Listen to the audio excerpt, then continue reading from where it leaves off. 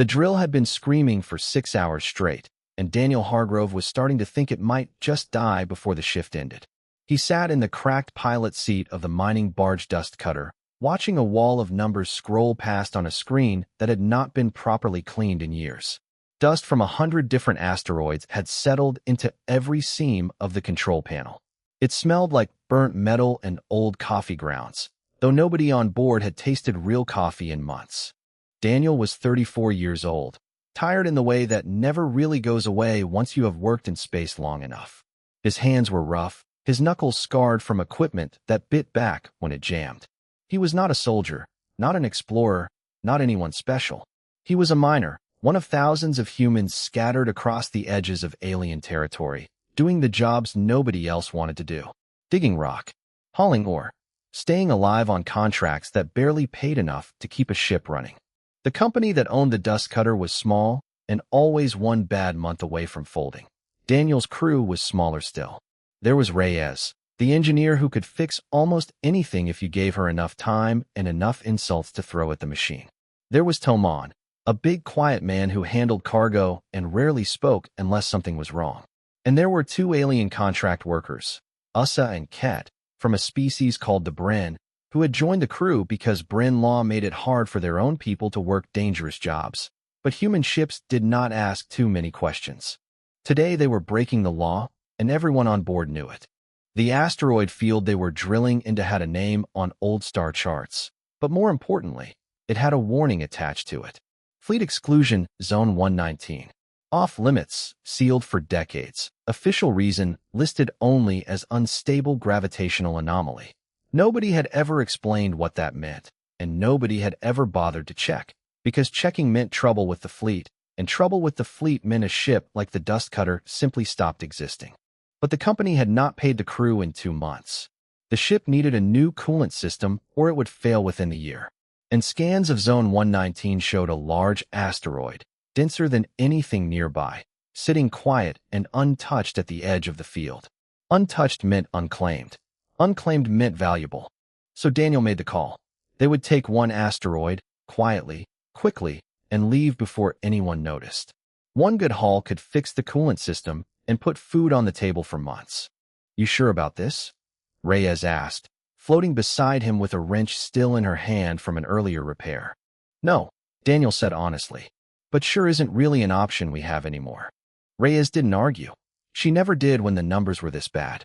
The dust cutter eased into the exclusion zone with its transponder quietly switched off, gliding between chunks of dark rock that had probably not seen sunlight in millions of years.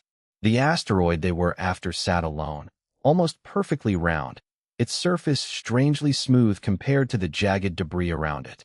Daniel noted that, but did not think much of it. Space made strange shapes sometimes.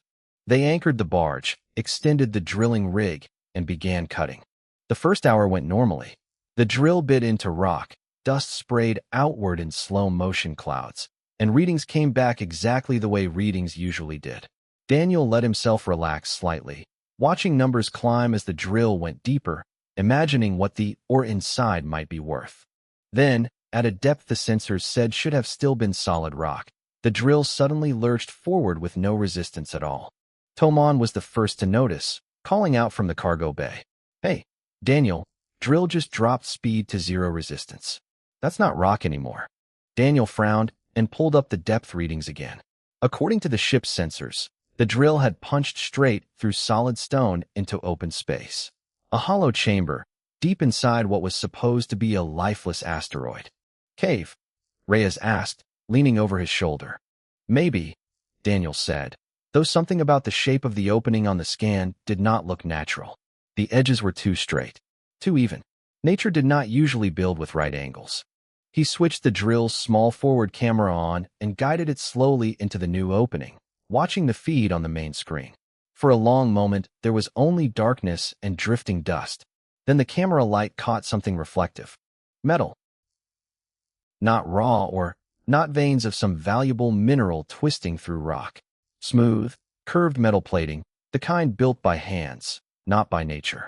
Faint lines ran across its surface in patterns that almost looked like old writing, though Daniel could not read a single symbol of it. The bridge went quiet. Even Usa and Ket, who rarely reacted to anything, drifted closer to the screen, their wide eyes fixed on the image. "That is not an asteroid," Reyes said slowly. Daniel felt something tighten in his chest, a mixture of excitement and a warning he could not quite explain. He had spent his whole career digging rocks for scraps of value. He had never once, in 15 years of mining, drilled into something built by intelligent hands, buried so deep and so carefully that an entire section of space had been sealed off just to keep it hidden. He stared at the screen a moment longer, the drifting dust slowly settling around the exposed metal wall, and made a decision that would change everything that came after.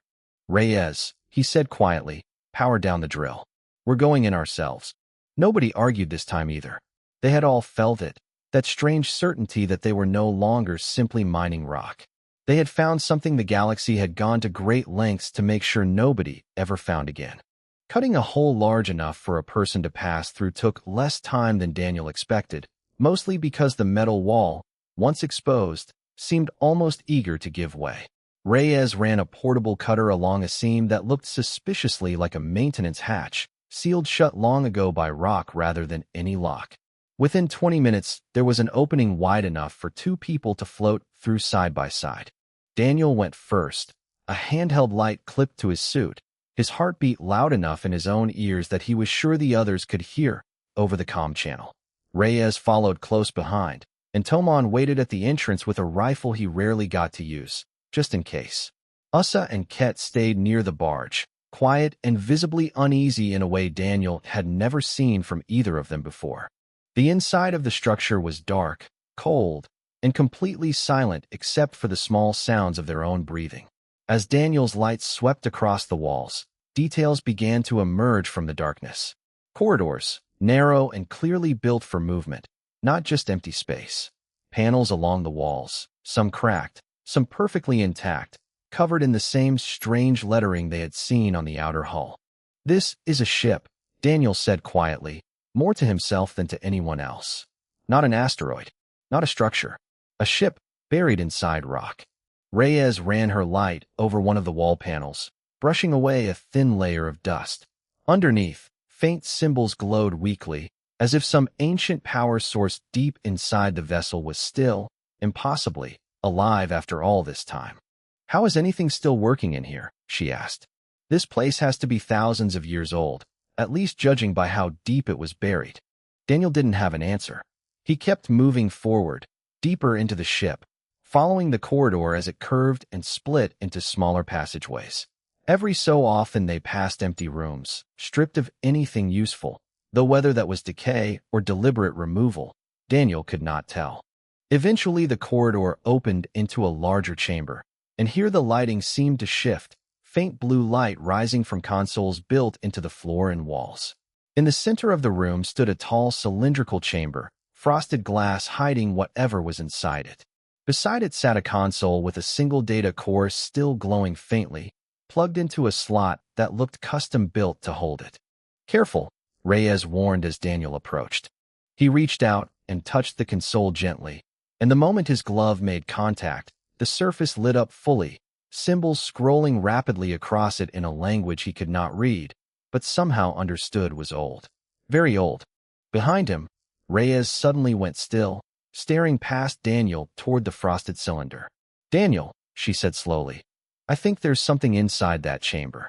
Daniel turned, following her gaze, and through the frost he could make out a vague shape, humanoid in form, unmoving, held in place by something that looked disturbingly like preserved suspension technology. His stomach turned. Whatever was inside that chamber had clearly been there a very long time, and yet the faint hum of power running through the room suggested it was, in some sense, still alive.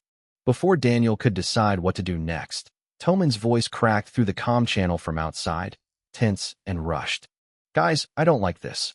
Usa and Ket are freaking out. They won't say why, they just keep saying we need to leave, right now."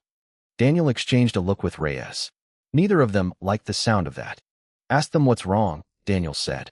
There was a pause, then Toman's voice returned, quieter this time. "They say humans built things like this once, a long time ago. Things the fleet doesn't talk about. They say if this is what I think it is, We need to get out before anyone realizes we found it. Daniel felt a chill that had nothing to do with the cold air inside the ancient ship. He looked back at the console, at the data core still glowing, still active after who knew how many centuries buried under rock and silence. He made a decision. Reyes, help me pull that data core. Carefully. And the chamber? Reyes asked, glancing again at the frosted cylinder and the shape held inside it. Daniel hesitated only a moment. We can't just leave it here. Not after finding it.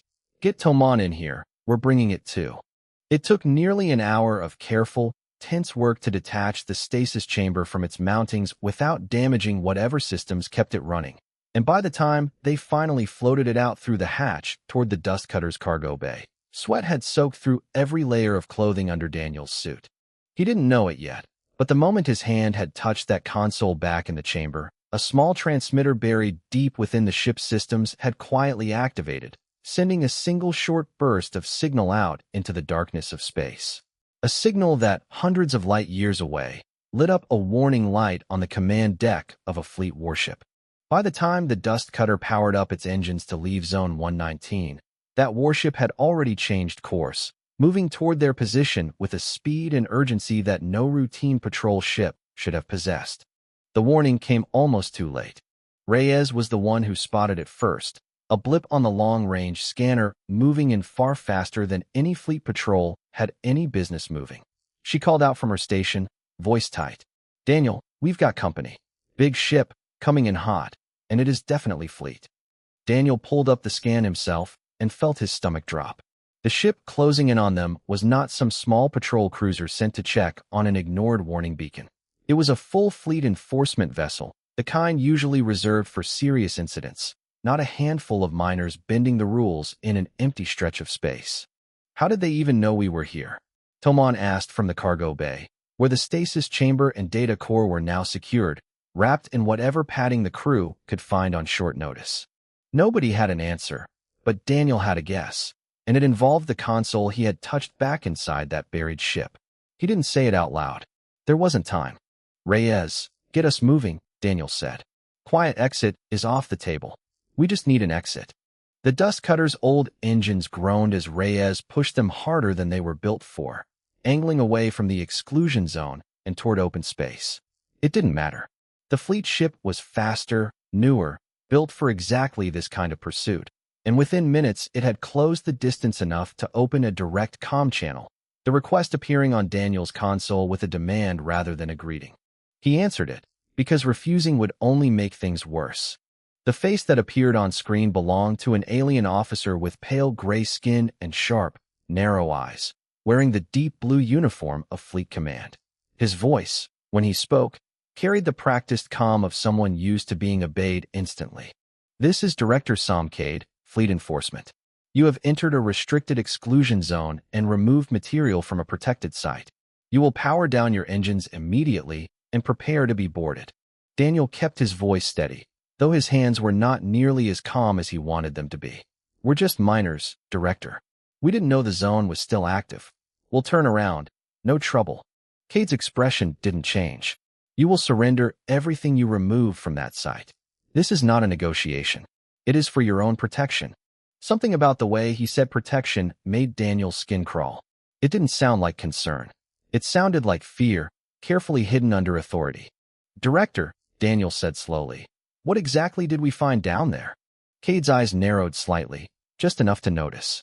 That information is classified beyond your clearance. Power down your engines now, or we will disable your ship and board it by force. The channel cut before Daniel could respond further. He's not answering because he can't, Reyes said quietly, watching the fleet ship grow larger on the forward screen. Or won't. Daniel thought back to what Usa and Ket had said through Toman earlier, about humans once building things the fleet refused to talk about. He thought about the shape in the frosted chamber, the strange writing on the walls, the way that entire section of space had been sealed off for decades under a vague, meaningless excuse. Whatever they had found, it wasn't just old wreckage. It was something the fleet had gone to great lengths to bury and keep buried, and they were willing to threaten an entire crew of miners just to make sure it stayed that way.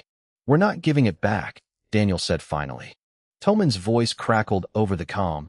tense. Daniel, that's a fleet enforcement cruiser. We're a mining barge. This isn't a fight we can win. I know that, Daniel said. We're not going to fight them. We're going to run. The fleet ship fired a warning shot across their bow moments later, close enough to rattle the dust cutter's hull and send a shower of sparks through one of the aft systems. Reyes swore loudly and threw the ship into a hard turn, weaving toward a dense cluster of debris left over from some long-forgotten collision, hoping the wreckage might slow their pursuers down even slightly. It bought them a little time, but not much. The fleet ship launched a boarding shuttle, small and fast, cutting through the debris field with far more precision than the lumbering dust cutter could manage. They're going to catch that shuttle to us before we clear the field, Reyes warned. Daniel made a split-second decision, one he would later admit was reckless bordering on foolish. He grabbed the data core from where it had been secured in the cargo bay and rushed it to a small escape pod bay near the rear of the ship, motioning for Tomon to help him. "What are you doing?" Tomon asked, already moving to assist despite his confusion. "If they board us, they take everything," Daniel said, working quickly to secure the core and a portable power cell beside it. "If we split up, they can only take one piece at a time. Reyes, keep flying. Tomon, get back to the bridge. I'm staying with the pod in case we need to launch it." The boarding shuttle latched onto the dust cutter's hull just as Reyes finally cleared the debris field, alarms blaring through the ship as fleet personnel began cutting through the outer airlock. Daniel crouched beside the escape pod, one hand on the launch controls, heart hammering, as the sound of tools grinding through metal echoed down the corridor toward him. Then, without warning, the data core beside him lit up on its own, its faint glow suddenly brightening into something far more active, symbols scrolling rapidly across its surface as if sensing the danger closing in and deciding, on its own, that it was finally time to wake up. The grinding sound of cutting tools against metal stopped suddenly, replaced by shouting voices and a burst of gunfire echoing from somewhere near the main airlock. Daniel flinched, pressing himself against the wall of the escape pod bay, unsure what had happened until Toman's voice came through the comm, breathless and rushed. "Small fire in the main corridor, electrical fault. Must have been from that warning shot earlier. Boarding team pulled back for a second. Reyes says we've got maybe 2 minutes before they try again." Daniel looked down at the data core beside him, still glowing brighter than before, symbols scrolling faster across its surface. Whatever it was doing, it wasn't waiting for permission. "Get everyone to the escape pod bay," Daniel said. "Now." Within a minute, Reyes and Tomon had reached him, both breathing hard, Usa and Ket close behind, still visibly shaken but focused. Together they hauled the stasis chamber down the narrow corridor and wedged it, along with the now brightly glowing data core, into the largest of the ship's 2 escape pods. "This thing wasn't built to carry a stasis chamber," Reyes said, forcing the door mechanism to accept the extra weight. "It's going to have to," Daniel said. "Get in." They launched moments before the fleet boarding team broke through the last barrier into the corridor, the escape pod tearing away from the dust cutter's hull just as another round of weapons fire lit up the space behind them. Through the small viewport, Daniel watched his own ship shrink rapidly into the distance, uncertain whether Reyes had managed to stay aboard the dust cutter or make it into the pod with the rest of them. A quick head count confirmed she had made it, red-faced and furious, having sprinted the last few meters as the airlock sealed behind her. "They've got the dust cutter," Tomon said grimly, watching the readout. "Reyes rigged the engines to overload if anyone but us tries to fly her. That'll slow them down at least." The pod's tiny thrusters pushed them away from the fight, but there was nowhere near enough fuel to outrun a fleet warship for long. They were sitting in a lifeboat with barely a day's worth of air, no weapons, and a slowly waking piece of ancient technology that none of them fully understood. It was the stasis chamber that changed everything next. A soft hiss filled the cramped pod as the frosted glass of the cylinder began to clear, revealing more clearly the shape held inside. A woman, dressed in a uniform none of them recognized, dark fabric marked with faded insignia, her expression peaceful despite however many centuries she had spent frozen in the dark. As the chamber's systems continued their slow, ancient wake cycle, her eyes fluttered open. "She's alive," Kit said quietly, staring in disbelief. It took nearly 20 minutes for the chamber to fully open, releasing a rush of stale, cold air into the small pod. The woman stepped out slowly, unsteady on her feet, catching herself against the chamber's frame. She was older than Daniel expected, maybe in her 50s, with sharp eyes that took in the cramped pod, the frightened faces around her, and the glowing data core still humming quietly nearby, all in a single scanning glance. "How long?" she said finally, her voice rough from disuse but steady. "Has it been?" Nobody answered immediately, mostly because nobody knew. "We found you buried in an asteroid," Daniel said carefully. "Inside a ship. The fleet came after us the moment we touched your systems." The woman's expression tightened, though not with confusion. "With recognition." "Of course they did," she said. "My name is Renata Ashworth. Colonel, 3rd Human Expeditionary Force. Or at least, I was, before whatever happened to put me in that chamber." "3rd Human what?" Reyes asked, frowning. "There's no such thing. Humanity's only had spaceflight for a couple hundred years." Renata gave a small, tired laugh that held no humor in it at all. "Is that what they're teaching you now?" She moved carefully toward the data core, studying its scrolling symbols with an expression somewhere between grief and recognition.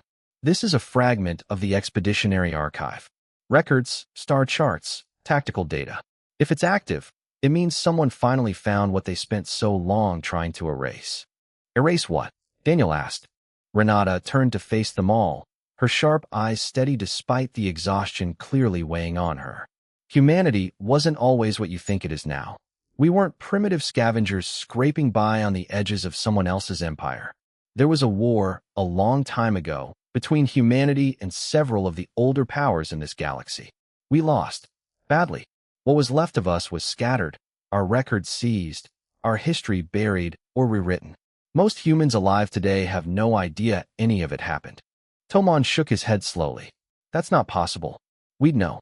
Someone would know." "Would you?" Renata asked quietly. "If every ship, every archive, every witness who remembered was systematically hunted down and silenced over generations, what exactly would be left to tell you otherwise?" The pod fell into uneasy silence, broken only by the quiet hum of the data core and the distant, growing signal of the fleet warship still tracking their position. Renata studied the readouts a moment longer before speaking again, her voice calm despite the danger closing in around them. "They're not chasing thieves," she said. "They're chasing a memory they can't afford to let return. And now that it's awake, they're not going to stop until they bury it again, along with everyone who saw it." Daniel looked at the glowing data core, then at the tired, watchful woman standing in front of him, a living piece of a history he had never been taught existed. Behind them, the pod's proximity alarm began to chime, warning that the fleet warship had locked onto their position and was closing in fast. The proximity alarm kept chiming, a steady, unwelcome reminder that a warship with far more firepower than their tiny escape pod was closing the distance fast. Daniel forced himself to think instead of panic, running through what little they had. A pod with almost no fuel, 5 tired people, and 1 recently unfrozen colonel from a war nobody alive had ever heard of. And a data core full of secrets someone was willing to kill to keep buried. "We can't outrun them," Reyes said, checking the pod's meager thruster readings for what felt like the 10th time. "Not in this thing." Renata moved to the small console built into the pod's wall, studying it with the focused calm of someone who had clearly done far more dangerous things than this in her lifetime. "There's an asteroid field 200,000 kilometers ahead, dense enough to cause sensor interference. It won't stop them, but it will slow them down if we can reach it before they close the gap." "And then what?" Tomon asked. "We hide behind rocks until we run out of air. Then we use what's in that core," Renata said, nodding toward the glowing device still humming quietly beside the empty stasis chamber. "It's not just history. There's tactical data in there too, old evasion patterns, communication protocols, things the fleet would rather nobody remembered we ever knew how to use." Daniel looked at the core, then back at Renata. "You want us to fight a fleet warship with a pod that barely has working thrusters?" "No," Renata said. "I want us to survive long enough to make sure this doesn't die with us if they do catch us." She explained her plan quickly, while Reyes fought to keep the pod steady and Ket monitored the enemy ship's approach. The data core, once fully active, could broadcast its contents across any open communication relay within range, not just to one ship or one station, but to any human vessel, colony, or outpost capable of receiving the signal. If they could reach the asteroid field and buy enough time to complete the broadcast, the truth would no longer belong to just the 5 of them. It would belong to every human who received it, spread too wide and too fast for the fleet to quietly erase again. Once it's out, Renata warned, there's no taking it back. Every human colony will know what was hidden from them. That's not a small thing. That's going to change everything, for better or worse. Daniel thought about the years he had spent scraping by on dangerous contracts, treated as disposable labor by species who looked down on humanity as primitive and unimportant. He thought about the buried ship, the sealed exclusion zone, the desperation in Director Cade's voice when he demanded they hand everything over. Whatever the cost of the truth coming out, the cost of it staying buried had already been paid, quietly, for longer than anyone alive could remember. Do it, Daniel said. Reyes pushed the pod's thrusters as hard as they would go, angling toward the distant asteroid field, while Renata worked quickly at the console, preparing the data core for a full-range broadcast. Behind them, the fleet warship began firing warning shots again, precise blasts meant to disable rather than destroy, clearly under orders to capture rather than kill, at least for now. The pod shuddered as one shot clipped its outer hull, sending a spray of sparks through the cramped cabin and knocking Toman off his feet. Ket helped him back up while Ussa monitored a growing hull breach warning with visible alarm. We're losing atmosphere, Ussa said. Slowly, but it's happening. Just get us to the field, Renata said, not looking up from her work. I'm almost ready. The asteroid field loomed ahead, jagged shapes tumbling slowly through the dark, offering just enough visual and sensor clutter to make precise targeting difficult. Reyes guided the pod into the field with careful, practiced movements despite the ship's damage, weaving between rocks while the fleet warship, forced to slow its approach to avoid collision, fell slightly behind. Almost there, Renata said, watching the core's readout climb toward full readiness. Just need a few more seconds. The fleet warship broke through the edge of the field sooner than expected, launching a second boarding shuttle that shot toward the pod with far more agility than the larger warship could manage. Daniel watched it close the distance on the external camera feed, heart pounding, knowing there was nothing left to do now but wait and hope. Renata, Daniel said, urgency creeping into his voice as the shuttle grew larger on screen. Now would be a good time. Ready, Renata said, and pressed her hand against the console. The data core flared bright, its scrolling symbols suddenly resolving into a single steady pulse of light as the broadcast began, streaming outward through every open relay within range of the pod's damaged but still functional transmitter. Information poured out into the dark, star charts, historical records, testimony, everything the fleet had spent generations trying to keep buried, now spreading faster than any single ship could hope to stop. The boarding shuttle latched onto the pod's hull moments later, and Daniel heard the unmistakable sound of cutting tools beginning to bite through metal, the same sound that had chased them off the dust cutter not long before. He looked at Renata, at Reyes, at Toman, Ussa, and Ket, all of them tired, injured, and trapped in a slowly failing pod with an enemy about to break through the door. But the broadcast was already gone, spreading outward into the dark faster than the fleet could ever hope to catch it. Whatever happened to the 5 of them now? The secret they had found buried in that asteroid was no longer a secret at all. The cutting tool bit through the last layer of the pod's outer door just as the broadcast finished its final cycle, the data core's light dimming slowly as it settled back into a quiet, steady hum. Daniel braced himself, expecting armed fleet soldiers to storm through the opening the moment it gave way. Instead, when the door finally fell inward, the figure standing there hesitated, weapon lowered slightly, staring past Daniel toward Renata with an expression that looked less like aggression and more like uncertainty. It took Daniel a moment to understand why. The soldier's helmet display, visible through the open faceplate, was flickering with the same information the data core had just broadcast across every relay in range. Word was already spreading, even here, even now. Behind the boarding team, over the comm channel still connected to the fleet warship, Director Cade's voice cut through, sharp and clipped, ordering his soldiers to secure the pod and detain everyone inside. But something in his tone had changed.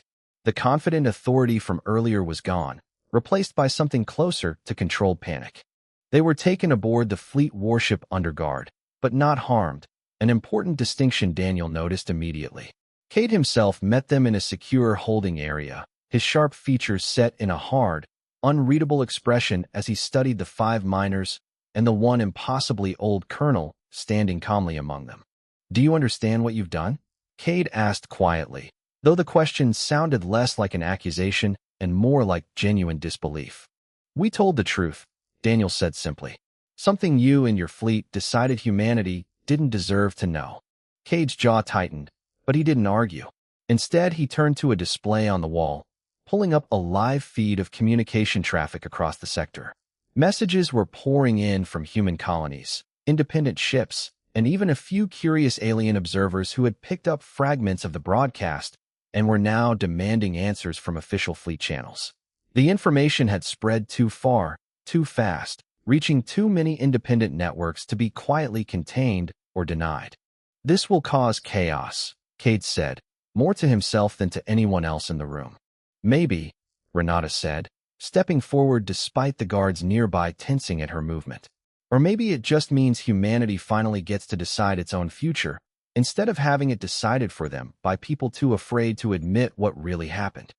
Cade said nothing for a long moment, staring at the scrolling messages on the display, the weight of an unraveling cover-up clearly settling on him in real time. Whatever punishment awaited him from his own superiors for failing to contain the situation, it was clear even to him that there was no putting this particular secret back into its box.